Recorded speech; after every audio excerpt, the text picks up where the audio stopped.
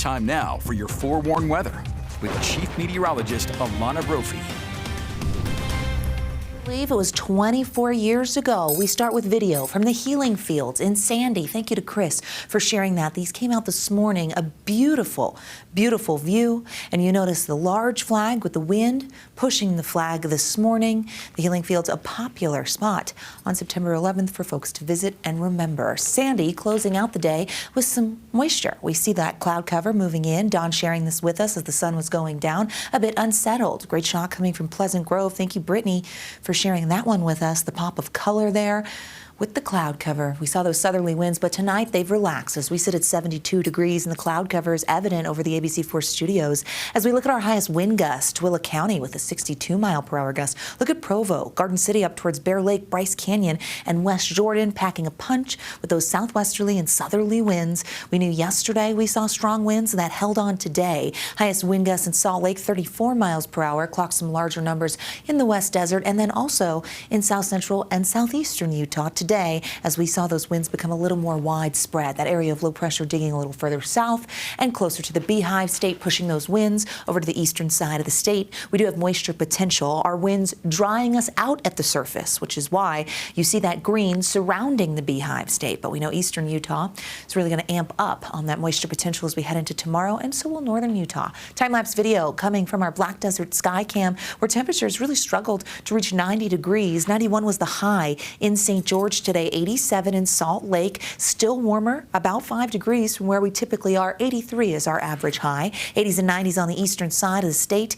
and we saw low 80s up there in Cache Valley. Heading into tonight with that cloud cover that really increased in the last few hours. We went from partly cloudy to mostly cloudy skies. We'll see that for the overnight with numbers dropping into the mid-60s, partly cloudy by tomorrow morning.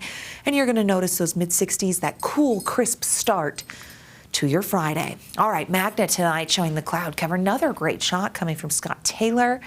I love that view.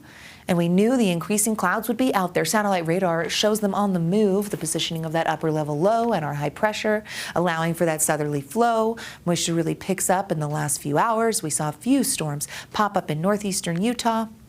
But overall, fairly quiet out there. Tonight, as we look at the radar, we see our flood watch in effect for southeastern Utah, and we move in over I-70, just a few echoes of moisture towards Grand County.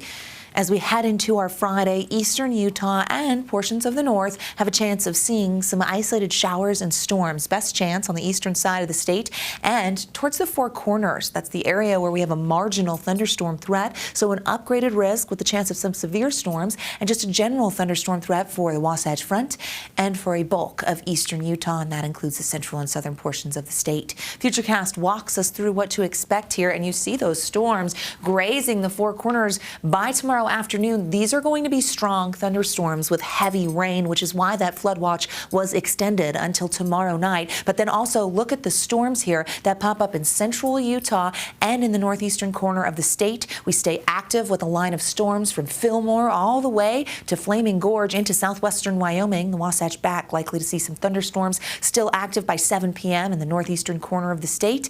And we pull back by 9 p.m. We still see Castle Country to the Basin.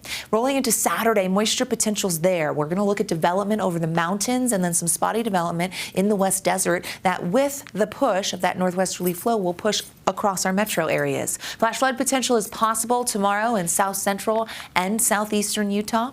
Our big picture shows the winds and the movement of that low, which has cooler air with it, and moisture, especially on the eastern side of it, bringing those isolated storms in. As it lifts and grazes northern Utah, it opens the door for cooler temperatures for the first portion of your weekend. We get some high pressure ridging by Sunday, rebounding numbers, but into next week, we'll see what happens with that area of low pressure bringing in the potential of moisture. Looking at those numbers for tomorrow, below average with 70s and low 80s along the Wasatch Front, 84 in Moab, 88 in St. George. Here's a look at the next 7 days in Washington County where the 90s return. We have lots of sunshine and a drier pattern done down south. The Wasatch Front with those numbers in the 80s, getting to the 70s only on Saturday, warming slightly back up, but a more progressive fall pattern, very noticeable the last few days and as we head towards your weekend.